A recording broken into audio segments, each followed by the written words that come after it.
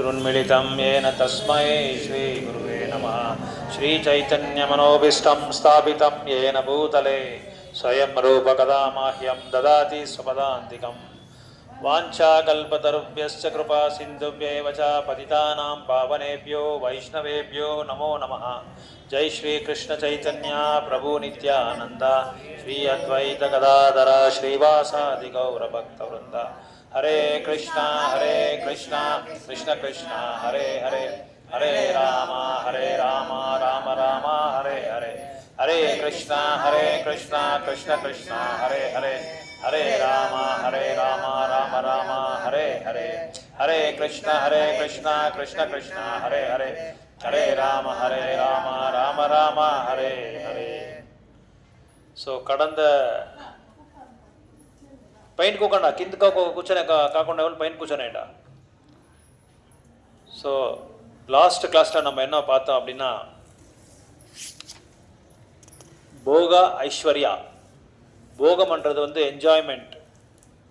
ஜட வாழ்க்கையில் இருக்கிற எல்லா செயல்களும் அனுபவிக்கணுன்ற ஒரு ஆசை, அதை வந்து போகா அப்படின்னு சொல்கிறாங்க. ஐஸ்வர்யான்னா செல்வங்கள். போக ஐஸ்வர்யா ரெண்டும் வந்து ஜடத்துக்கு சம்மந்தப்பட்டது தான், எல்லாமே பௌத்திக உலகத்துக்கு சம்மந்தப்பட்டது தான். போக ஐஸ்வர்யா, போகான்னா மெட்டீரியல் என்ஜாய்மெண்ட், அதாவது பௌதிக உலகத்தில் என்னென்னலாம் அனுபவிக்கணுமோ எல்லாமே அனுபவிக்கணுன்ற ஒரு ஆசை, அதான் போகா அப்படின்னு சொல்கிறாங்க. ஐஸ்வர்யா அப்படின்னா ஆப்புலன்ஸ், அதாவது ஐஸ்வர்யங்கள், செல்வங்கள்.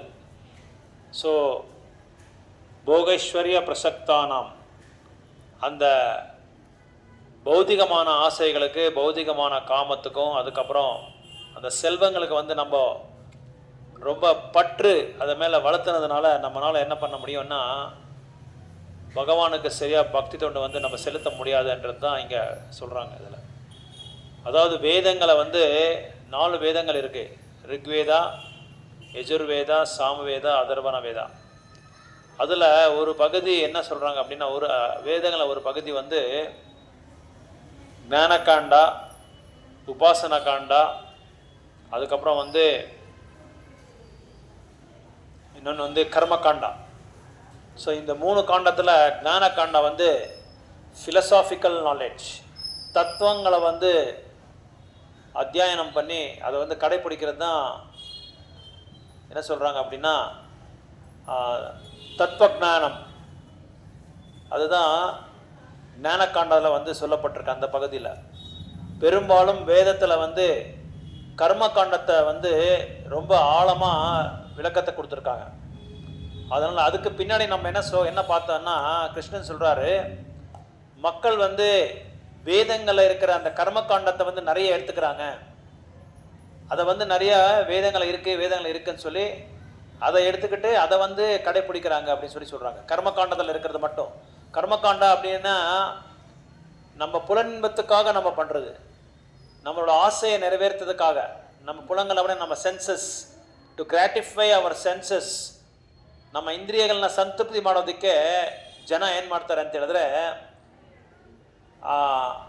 ವೇದಗಳಲ್ಲಿ ಒಂದು ಭಾಗವಾದ ಕರ್ಮಕಾಂಡವನ್ನು ತುಂಬ ಬಳಸ್ಕೊತಾರೆ, ಅದನ್ನು ಆಚರಣೆ ಮಾಡ್ತಾರೆ. ಸೊ ಅದು ಆಚರಣೆ ಮಾಡೋದ್ರಿಂದ ಏನಾಗುತ್ತೆ ಅಂದರೆ, ಸ್ವಲ್ಪ ಮಟ್ಟಿಗೆ ಅದು ನಮಗೆ ಸಂತೃಪ್ತಿ ಕೊಟ್ಟು ಮತ್ತೆ ದುಃಖಕ್ಕೆ ಕಾರಣ ಆಗ್ಬಿಡುತ್ತೆ ಅಂತೇಳಿ ವೇದಗಳು ಹೇಳ್ತಾ ಇದ್ದಾರೆ, ವೇದಶಾಸ್ತ್ರಗಳು ಹೇಳ್ತಾರೆ. ಸೊ ವೇದದಲ್ಲಿ 3 ಖಂಡ ಇದೆ, 3 ಭಾಗ ಇದೆ. ಒಂದು ಜ್ಞಾನಕಾಂಡ, ಕರ್ಮಕಾಂಡ, ಉಪಾಸನ ಕಾಂಡ. ಉಪಾಸನ ಕಾಂಡ ಬಂದು ಭಗವಂತನಿಗೆ ಆರಾಧನೆ ಮಾಡೋದು, ವಿಗ್ರಹ ಆರಾಧನೆ ಮಾಡೋದು, ಅದನ್ನು ಉಪಾಸನ அப்படின்னா ஆராதனை, பூஜை பண்ணுறது. ஸோ இந்த கர்மகாண்டா என்ன பண்ணுறாங்கன்னா, மக்கள் வந்து ஒரு செயல் மேலே வந்து அவங்க வந்து அவங்களோட குறிக்கோளை வந்து வச்சுக்க மாட்டாங்க. அது என்ன பண்ணுறாங்க அப்படின்னா, இது ஏகேஹ குருநந்தனா, விவசாயாத்மிக புத்திர் ஏகேஹ குருநந்தனா. ஏதோ ஒரு ஆன்மீகமான ஒரு அதாவது ஒரு சிறப்பான ஒரு வழியை வந்து நம்ம வந்து தேடாமல், அது மேலே தியானம் பண்ணாமல் நம்ம என்ன செய்கிறோம், நிறைய போக ஐஸ்வர்யங்களை வந்து நம்ம வந்து தியானம் பண்ணுறதுனால ஒரு குறிப்பிட்ட ஒரு மார்க்கத்தை, குறிப்பிட்ட ஒரு என்ன சொல்கிறது, ஒரு பாதையை வந்து நம்ம வந்து நோக்கி போக முடியாது. எதுக்காகனா, நிறைய ஆசைகள் நம்ம மைண்டில் ஓடிட்டே இருக்குது. நிறைய வீடு கட்டலாம், நிறைய பங்களா கட்டலாம், கார் வாங்கலாம், பெரிய பெரிய ஹாஸ்பிட்டல்ஸ் கட்டலாம், நல்ல பணம் சம்பாதிக்கலாம், நிறைய வந்து என்ன சொல்கிறது, பெரிய பெரிய கல்யாண மண்டபங்கள்லாம் கட்டலாம். இன்னும் எவ்வளோ முடியுமோ அந்த அளவுக்கு நம்ம வந்து பணத்தை சம்பாதிக்கிறது, எவ்வளோ முடியுமோ அவளை வந்து நம்ம ஆசைகளை வந்து நிறைவேற்றுக்கிறது, காமத்து மேலே நிறைய ஆசைகளை வந்து வளர்த்துக்கிறது. இதெல்லாம் பண்ணுறதுனால என்ன ஆகுதுன்னா, இது ஒரு மட்டும் அது அந்த ஒரு பகுதியை மட்டும் நம்ம எடுத்துக்கிறது. அது வேதங்கள் என்ன சொல்லியிருக்காங்க அப்படின்னா, ஒரு இதில் கர்மகாண்டான்ற பகுதியில் வந்து என்னென்னலாம் அவங்க வந்து சத்ருப்தி ஆகணுமோ அது எல்லாமே அதுக்கு எல்லாமே வந்து வேதங்களை வந்து ஒரு பகுதியில் மட்டும் சொல்லி, எல்லா பகுதியிலும் இல்லை, ஒரு பகுதியில் மட்டும் சொல்லியிருக்காங்க. அதனால் அதுக்கு மேலே நீங்கள் வாங்க அப்படின்னு சொல்கிறாங்க. அதுக்கு அப்பாற்பட்ட ஒரு நிலைக்கு நீங்கள் வாங்கணும் அப்படின்னு சொல்கிறாங்க. அடுத்த கட்டத்தில் என்ன சொல்கிறாங்க அப்படின்னா, இந்த பௌத்திக உலகமே முக்குணங்கள்னால நிறைஞ்சப்பட்டிருக்கு. ஸோ 3 குணங்கள்னால இந்த பௌத்திக உலகம் வந்து துர்காதேவி ஆள்றாரு இந்த 3 குணத்தை வச்சு. ஸோ இந்த 3 குணங்கள், அதாவது சத்வகுணம், ரஜோகுணம், தமோகுணம், இதெல்லாமே இந்த 3 குணங்களை வந்து அதுக்கு சார்ந்த மாதிரி நம்ம வந்து வாழ்க்கையை வந்து நடத்தா என்ன ஆகும் அப்படின்னா, வாழ்க்கையில் நம்ம இன்னும் இந்த பௌத்திக உலகத்தில் பிறப்பு தொடர்ந்து பிறப்பு எடுத்துகிட்டே வந்துகிட்டே இருக்கணும். அதனால் நம்மளால் இந்த கஷ்டத்துலேருந்து நம்ம வெளியே வர முடியாது. ஸோ மக்கள் என்ன நினைக்கிறாங்க அப்படின்னா, இந்த பௌத்திக உலகம் வந்து சந்தோஷமாக இருக்குது, துன்பத்தில் ஆளானா கூட அவங்க என்ன நினைக்கிறாங்க அப்படின்னா சந்தோஷமான்னு சொல்லி தான் நினச்சிட்டு இருக்காங்க. இன்றைக்கி வந்து எனக்கு துன்பமாக இருக்குது, நாளைக்கு வந்து நான் சந்தோஷமாக இருக்க போகிறேன் அப்படின்றது அந்த ஒரு இது வச்சுக்கிட்டு என்ன பண்ணுறாங்க, நாளைக்கு ஏதோ ஒரு நாள் வந்து எனக்கு சந்தோஷம் வரப்போகுது அப்படின்னு சொல்லி, ஏதோ ஒரு நாள் நான் வந்து சந்தோஷமாக இருக்க போகிறேன், இந்த துன்பத்திலேருந்து நான் வெளியே வரப்போகிறேன் அப்படின்னு சொல்லி திட்டம் போட்டு பௌத்திக வாழ்க்கை நடத்திட்டே இருக்காங்க. ஸோ அதனால் வேதங்களை வந்து முக்கியமான சப்ஜெக்ட் என்னென்னா 3 குணங்கள் வந்து, இந்த 3 குணங்களை பற்றி 13வது அத்தியாயம் 14வது அத்தியாயத்தில் வந்து கிருஷ்ணர் வந்து ரொம்ப ஆழமாக இதை பற்றி சொல்லியிருக்காங்க. ரஜோகுணம், தமோகுணம், சத்தோகுணம். ஸோ இந்த முக்குணங்கள் வந்து பௌத்திக உலகத்தில் தான் பௌத்திக உலகத்தில் தான் இருக்கும். இந்த முக்குணங்களுக்கு நீங்கள் அப்பாற்பட்ட ஒரு நிலைக்கு போகணும்னு சொல்லி தான் கிருஷ்ணர் சொல்கிறாரு. அதாவது சத்வகுணம் அப்படின்னா தேவர்களை வழிபாடு பண்ணுறது, ரஜோகுணம் அப்படின்னா ஒரு அட்ராக்ஷன், ஏதோ ஒரு இதுக்கு வந்து நம்ம ஆக்கர்ஷன் ஆகிறது, ஆண் வந்து பெண் மேல் ஆக்கர்ஷன் ஆகுது, பெண் வந்து ஆண் மேல் ஆக்கர்ஷன் ஆகுது. அப்புறம் நிறைய என்ன சொல்கிறது, குரோதம் வர பொருள்களை வந்து நம்ம சாப்பிட்றது, இந்த மாதிரி ஒரு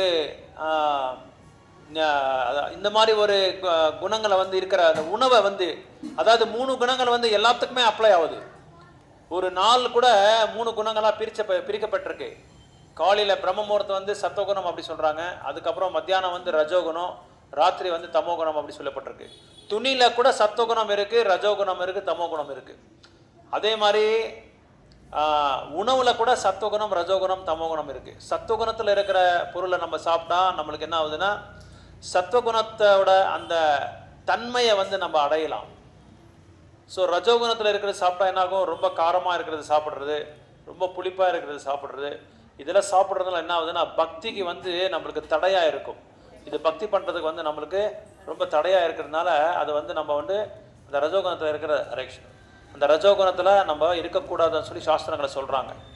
அதே மாதிரி தமோ குணம் வந்து உணவு வந்து ரொம்ப 2 நாள் 3 நாள் வச்சு சாப்பிட்றது, அதுக்கப்புறம் அழிஞ்சு போன உணவை சாப்பிட்றது, அதாவது விலங்குகளை வந்து வதம் பண்ணி சாப்பிட்றது, இது எல்லாமே தமோ குணத்தில் வரும். ஸோ இந்த மாதிரி முக்குணங்களில் வந்து அதுக்கு அடிமையாகி நம்ம வந்து வாழ்க்கையை நடத்தினா நம்ம வந்து அந்த ஒரு உண்மையான சிறப்பான ஒரு நிலைக்கு நம்ம போக முடியாதுன்னு சொல்லி வேதங்களை சொல்கிறாங்க. அதனால் இங்கே கிருஷ்ணர் என்ன சொல்கிறாரு அப்படின்னா, முக்குணங்களுக்கு அப்பாற்பட்டு நீங்கள் போகணும், transcend this 3 modes of material nature அப்படின்றாங்க. முக்குணங்களுக்கு வந்து நீ அதுக்கு வந்து அதீதமாக நீங்கள் போகணும்னு சொல்லி அர்ஜுனருக்கு சொல்கிறாரு கிருஷ்ணர். So all material activities involve actions and reactions in the 3 modes of material nature. They are meant for fruitive results. So இந்த முக்குணங்களை வந்து முக்குணங்களை வச்சு நம்ம வந்து வாழ்க்கையை நடத்தினா அது என்ன ஆகும்னா ஒரு செயலுக்கும் there will be always reaction. For every action there is equivalent opposite reaction அப்படின்னு சொல்றாங்க. எந்த செயல் செஞ்சாலும் நம்மளுக்கு வந்து அந்த ஆக்ஷனுக்கு தகுந்த மாதிரி ரியாக்ஷன் இருக்கும். வேதங்களில் ஒரு தடவை மகாபாரதத்தில் கூட ஒரு ஸ்டோரி வருது. என்ன ஸ்டோரி வருதுன்னா, ஒரு அரசர் நுக மகாராஜ் அப்படின்னு சொல்லி ஒரு அரசர், அந்த நுக மகாராஜ் என்ன பண்ணுறாரு அப்படின்னா, ரொம்ப பெரிய தானத்தில் ரொம்ப உயர்ந்தவர் அவர். எல்லாருக்குமே பிராமணர்கள்லாம் கூப்பிட்டு தானத்தை கூப்பிடுறவங்க அவங்க. ஸோ அப்படி என்ன பண்ணாங்கன்னா, எல்லா பிராமணருக்கும் வந்து அந்த காலத்துலலாம் என்ன கொடுப்பாங்க அப்படின்னா, பசு மாடுகளை வந்து எல்லாருக்குமே தானமாக கொடுப்பாங்க. பிராமணர்கள் எல்லாமே பசு மாடு, அப்புறம் வந்து தானியங்கள், இந்த மாதிரி எல்லாமே அவங்களுக்கு வந்து தானமாக கொடுப்பாங்க. ஸோ இவர் என்ன பண்ணார், ஒரு பிராமணர் வந்தார். அந்த பிராமணர் வந்து உட்காந்து அந்த பிராமணருக்கு வந்து ஒரு 10,000 பசுகள் வந்து அவங்களுக்கு தானமாக கொடுத்தாங்க. அடுத்து இன்னொரு பிராமணர் வந்தார். அந்த பிராமணருக்கு இன்னொரு 10,000 பசுகள் கொடுத்தாங்க. ஸோ 2 பேரும் அந்த பிராமணர்கள் வந்து பசுங்களை அவங்க வீட்டுக்கு அழைச்சிட்டு போயிட்டு இருக்கும்போது என்ன ஆகுதுன்னா, முதலாவது பிராமணருக்கு கொடுத்த ஒரே ஒரு பசு என்ன ஆகுது அப்படின்னா மிஸ் ஆகிடுது. அது மிஸ் ஆகி 2வது பிராமணர் வீட்டுக்கு போயிடுது. அப்போ இந்த பிராமணர் என்ன பண்ணுறாரு, நுகமராஜ் கிட்ட போய் சொல்கிறாரு, நீங்கள் கொடுத்த பசுக்களை வந்து ஒரே ஒரு பசு வந்து எனக்கு ஒரு ஷார்ட்டேஜாக இருக்குது, குறைவாக இருக்குது, எனக்கு அந்த பசு வேணும் அப்படின்னு சொல்கிறாரு. இவர் நுகமராஜ் என்ன சொல்கிறார், 2வது பிராமணரை கூப்பிட்டு சொல்கிறாரு, உங்கள் குழுவில் வந்து உங்களோட கும்பலில் அந்த பசு வந்து சேர்ந்துருக்கு, அந்த பசுவை அவர் கொடுத்துருங்க, நான் உங்களுக்கு இன்னும் நிறைய கொடுக்குறேன் அப்படின்னு சொல்கிறாரு. 2வது பிராமணர் என்ன சொல்கிறாருன்னா, நான் கொடுக்க மாட்டேன் அப்படின்னு சொல்கிறாரு. 1வது பிராமணருக்கு என்ன சொல்கிறாரு, சரி அவங்க கொடுக்க மாட்டேன்றாங்க, நான் உங்களுக்கு இன்னும் அதிகமாக பசுவை கொடுக்குறேன் அப்படின்னு சொல்கிறாரு. அந்த பிராமணர் என்ன சொல்கிறாரு, இல்லை எனக்கு அந்த பசுவே வேணும் அப்படின்னு சொல்கிறார். அந்த பசுவே வேணும் அப்படி. அப்போ 2 பேருமே சமாதானமாக வரல. அப்போ என்ன ஆச்சுன்னா, அந்த பிராமணர் வந்து 1வது பிராமணர்கிட்ட போயிருக்கிற பசுவை எடுக்கும்போது என்னாச்சு, அவரை சபிச்சிடுறாரு. நுகமராஜ சபிச்சிடுறாரு. நீ வந்து ஒரு பள்ளியோட பிறவை எடுத்துக்கோ அப்படின்னு சொல்லி, அடுத்த பிறவில் நீ பள்ளி ஆயிடுறன்னு சொல்லி அவருக்கு வந்து சபிச்சிடுறாரு. பள்ளி லிசார்டு பள்ளி. ஸோ அப்போது என்ன ஆச்சுன்னா, அந்த பள்ளியோட அந்த பிறவை எடுத்த பிறகு ஒரு பெரிய கிணறுல வந்து அந்த பள்ளி வந்து இருக்கும், அந்த நிவாசம் பண்ணிட்டு இருக்கும்.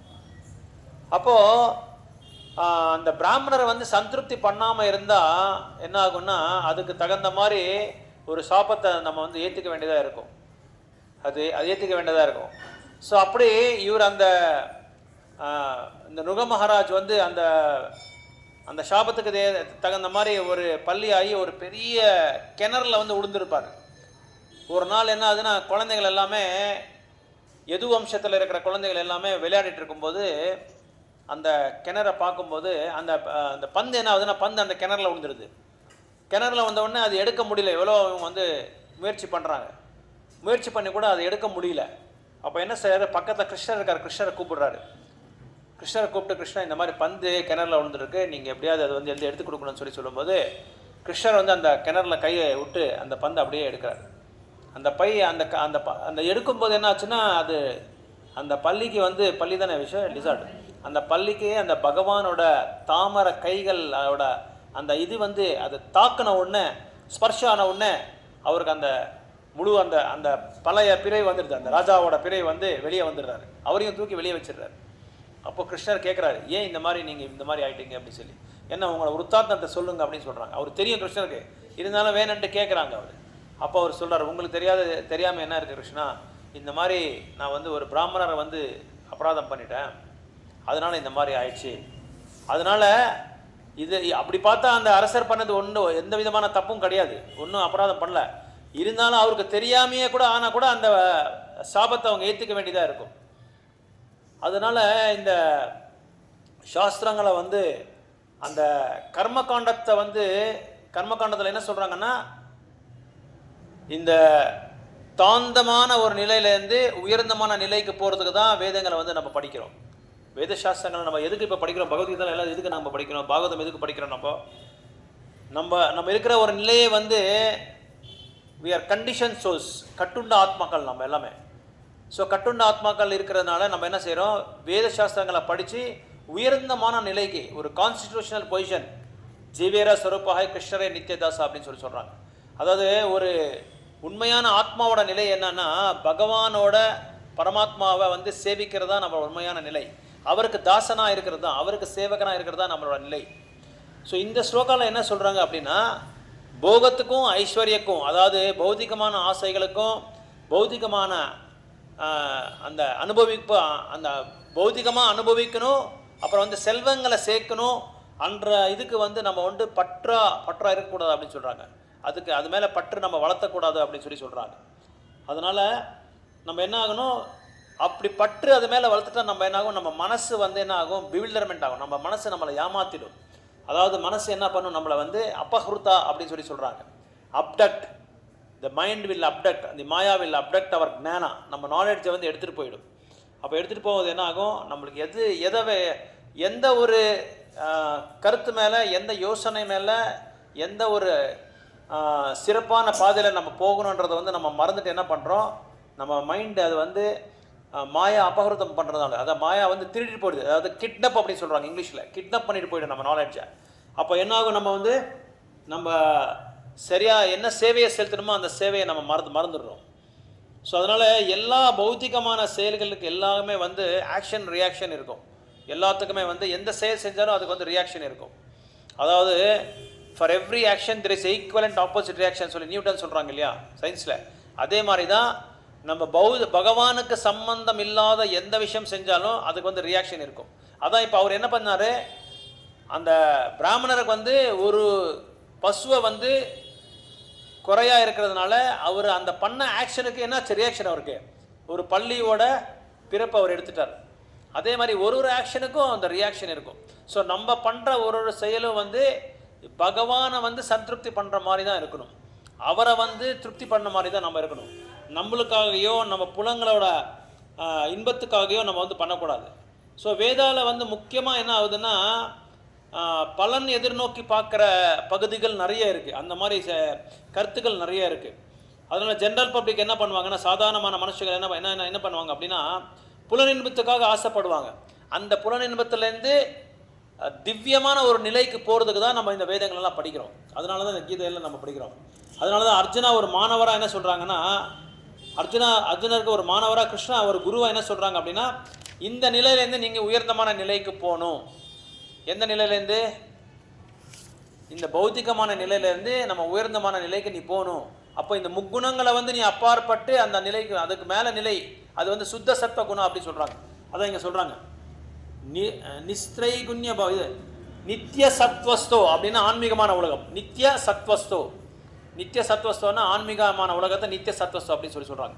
இந்த பௌத்திக உலகத்துலேருந்து இன்னொரு உலகம் இருக்குது, இதுக்கு அப்பாற்பட்ட உலகம், அதான் ஆன்மீக லோகம். அந்த ஆன்மீக லோகத்துக்கு நீங்கள் போகணும் அப்படின்னு சொல்கிறாங்க. இந்த முக்குணங்களையும் விட்டு அந்த ஒரு லோகத்துக்கு நீ போகணும், அது சுத்த சத்வகுணம், வாசுதேவ குணம் அப்படின்னு சொல்கிறாங்க. So for them the Lord, after creation of the material world, gave the Vedic wisdom advising how to live and get rid of the material entanglement. So இந்த வேதங்களோட முக்கியமான குறிக்கோள் என்ன அப்படின்னா, அதை சொல்கிறாங்க பிரபுபாதரிங்க. வேதங்களோட முக்கியமான குறிக்கோள் என்னன்னா, இந்த உடலை விட்டு, இந்த ஜட வாழ்க்கையை விட்டு ஆன்மீக உடலை நம்ம ஏற்றிக்கிட்டு நம்ம பகவானுக்கிட்ட போகணும். அதான் உண்மையான வேதங்களோட குறிக்கோளே அதுதான். ஸோ வேதங்கள் அதான் சொல்லுது. வேதங்கள் என்ன சொல்லுது அப்படின்னா, இந்த உடலை விட்டு, இந்த பௌதிகமான உடலை விட்டு இந்த பௌதிக உடலை வந்து ஆன்மீக உடலாக நம்ம மாற்றிக்கணும். அப்படி மாற்றிக்கணும்னா நம்ம ட்ரெஸ் எடுத்து நம்ம மாற்றிக்கிற மாதிரி ட்ராமாவில் பண்ண மாதிரி நம்ம ட்ராமாவில் பண்ண முடியாது. அதுக்கு வந்து வேதங்களை நம்ம படிக்கணும்.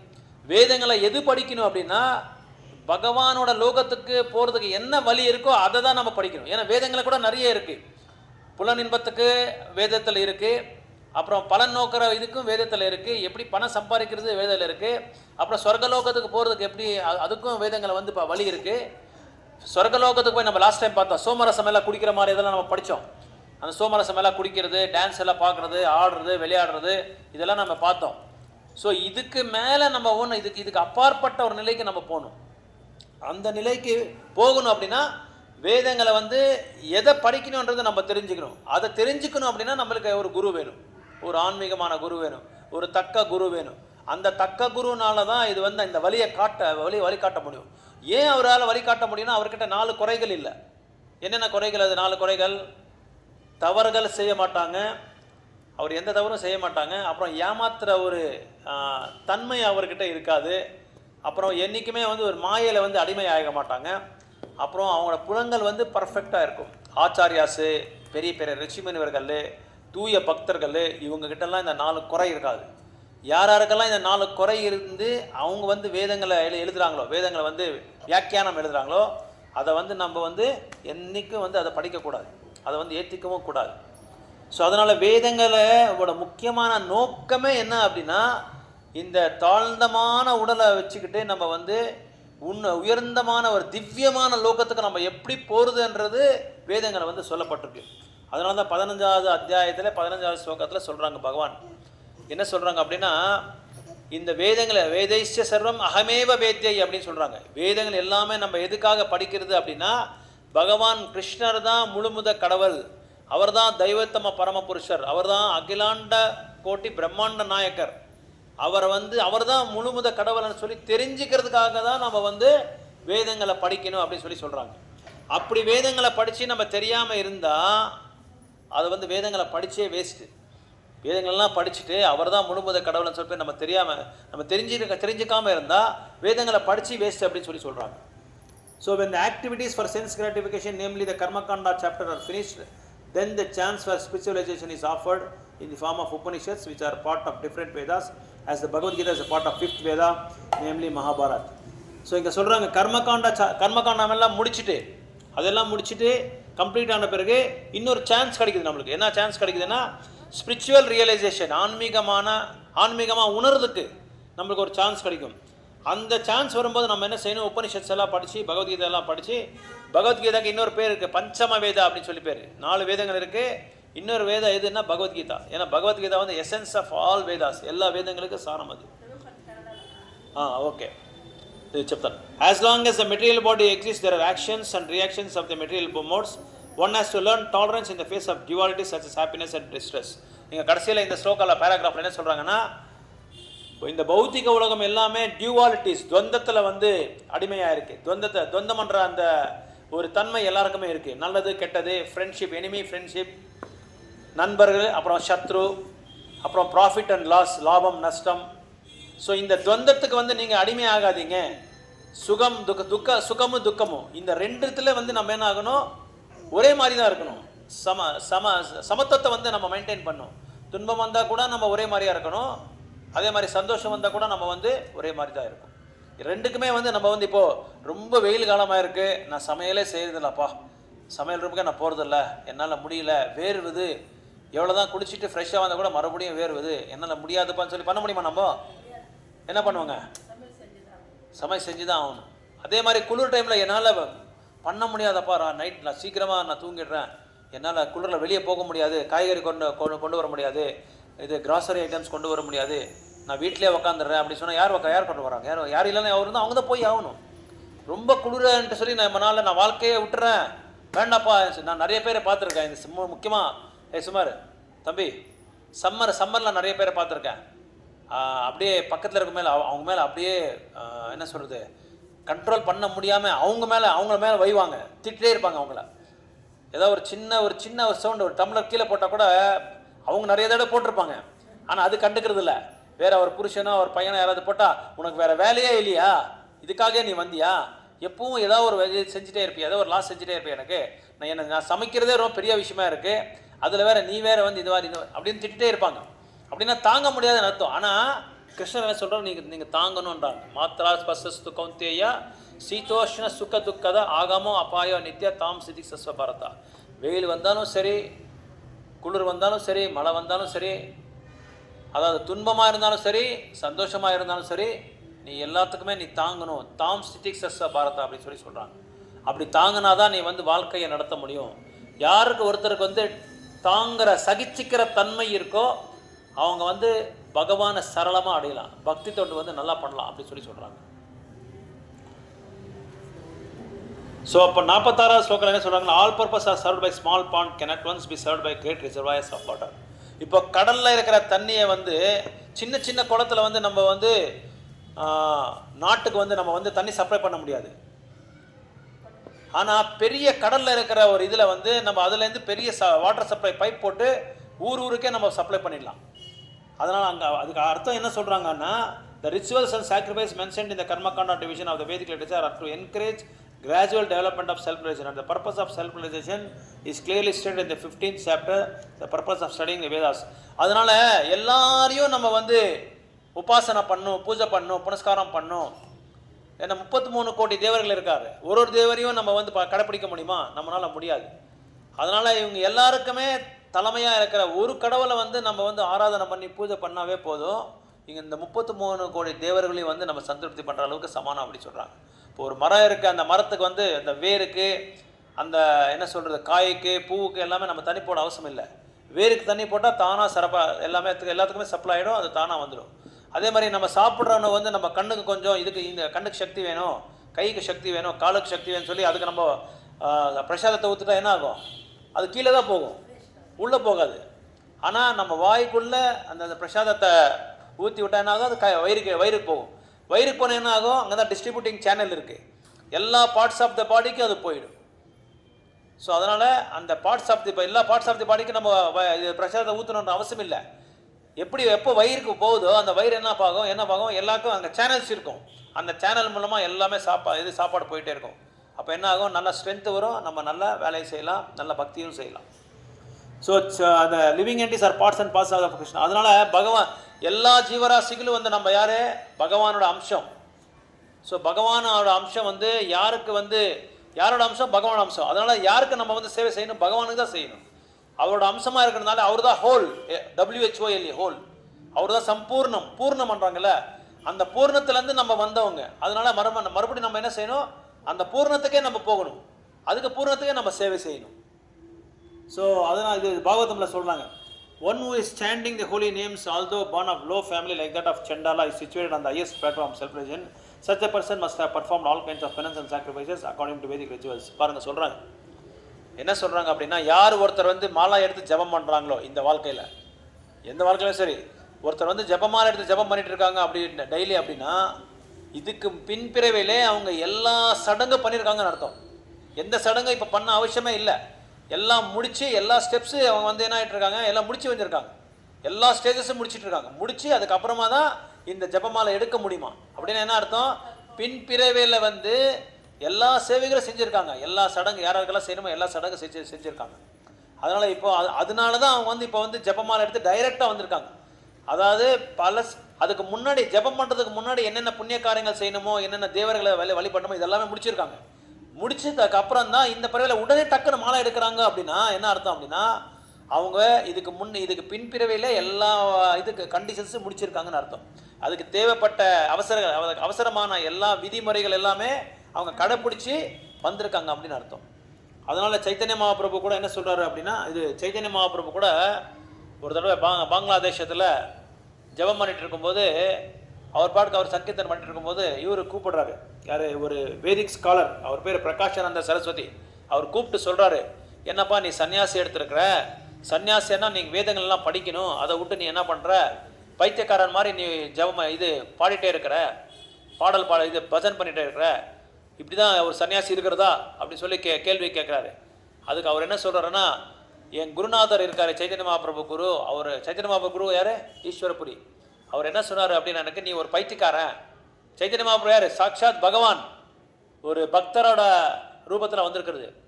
அவர் வந்து அவர் சொல்கிறாரு, சைத்தன்ய மகாபிரபு சொல்கிறாரு, என் குரு எனக்கு என்ன சொல்கிறாரு அப்படின்னா, நான் ஒரு பைத்தியக்காரன், அதனால் நீ என்ன செய்கிற, எதுவுமே பண்ணாத, பகவானோட நாமத்தை ஜெபம் பண்ணுறது, நீ சங்கீர்த்தனை பண்ணுறது, இது ரெண்டு தான் நீ பண்ணும், வேறு எதுவும் பண்ணக்கூடாது அப்படின்னு சொல்லியிருக்காங்க.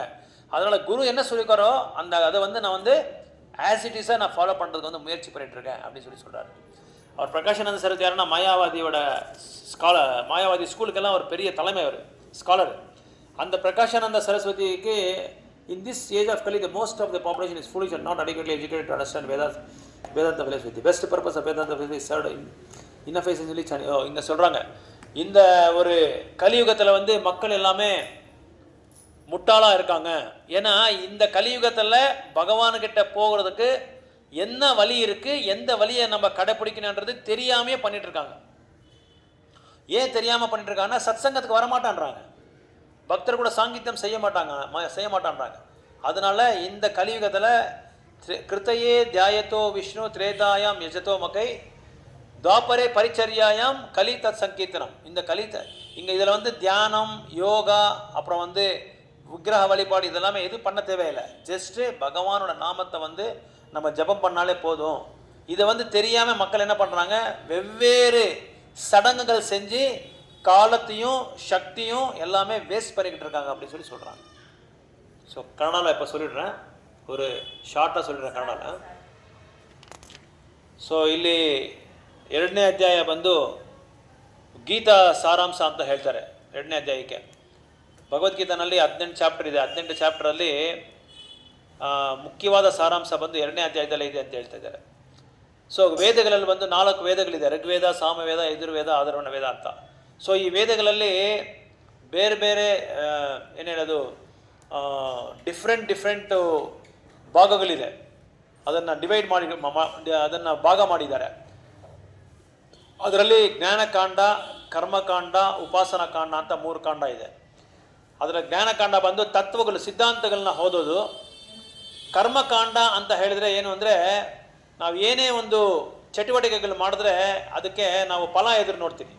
ಏನು ಬರುತ್ತೆ ನನಗೆ ಇದು ಮಾಡಿದ್ರೆ? ಈಗ ದೇವಸ್ಥಾನಕ್ಕೆ ಬಂದಿದ್ದೀನಿ, ಇಲ್ಲಿ ಕೂತ್ಕೊಂಡಿದ್ದೀನಿ, ನನಗೇನು ಬರುತ್ತೆ, ಏನು ಕೊಡ್ತಾರೆ ನನಗೆ? ಏನಾದರೂ ದುಡ್ಡು ಕೊಡ್ತಾರಾ ಕೂತ್ಕೊಳ್ಳೋಕ್ಕೆ? ಇಲ್ಲ ಕೇಳಕ್ಕೆ ದುಡ್ಡು ಕೊಡ್ತಾರಾ? ಇಲ್ಲ ದೇವಸ್ಥಾನಕ್ಕೆ ಬರೋಕ್ಕೆ ದುಡ್ಡು ಕೊಡ್ತಾರಾ? ಇಲ್ಲ ಭಗವಂತನ ಹತ್ರ ಹೋಗಿ ನನಗೇನೇನೋ ಆಸೆಗಳು ಏನೇನಿದೆಯೋ ಅದನ್ನೆಲ್ಲ ಹೋಗಿ ಭಗವಂತನ ಹತ್ರ ಹೇಳ್ಬಿಟ್ಟು ನಾನು ಕೇಳ್ಕೊಳ್ಳೋಣ. ಅದು ಆ ಆಸೆ ನೆರವೇರಿಸಿದ್ರೆ ನಾನು ತಟ್ಟೆನಲ್ಲಿ ಒಂದು 500 ರೂಪಾಯಿ ಹಾಕ್ತೀನಿ, ಇಲ್ಲ ಹುಂಡಿನಲ್ಲಿ ಒಂದು 1000 ರೂಪಾಯಿ ಹಾಕ್ತೀನಿ, ಇಲ್ಲ ಒಂದು 10 ತೆಂಗಿನಕಾಯಿ ಹೊಡಿತೀನಿ, ಇಲ್ಲ ಒಂದು 100 ತೆಂಗಿನಕಾಯಿ ಹೊಡಿತೀನಿ.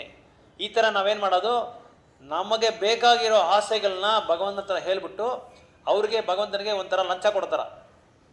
ಈಗ ನಾವು ಗೌರ್ಮೆಂಟ್ ಆಫೀಸರ್ ಹೋದರೆ ನಾವು ಹೆಂಗೆ ಲಂಚ ಕೊಡ್ತೀರೋ ಆ ಥರ.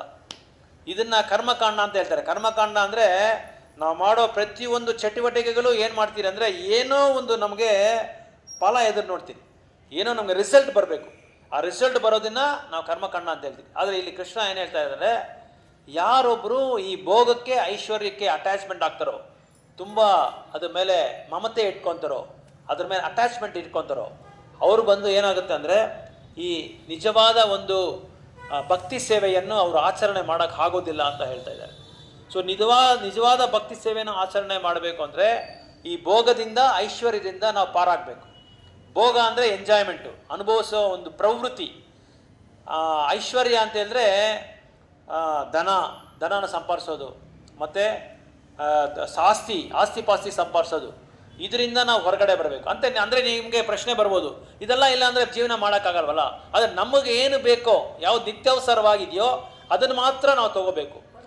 ಅದನ್ನು ಮಾತ್ರ ಭಗವಂತ ನಮ್ಗೆ ಏನು ಬೇಕೋ ಅದು ಕೊಡ್ತಾನೆ.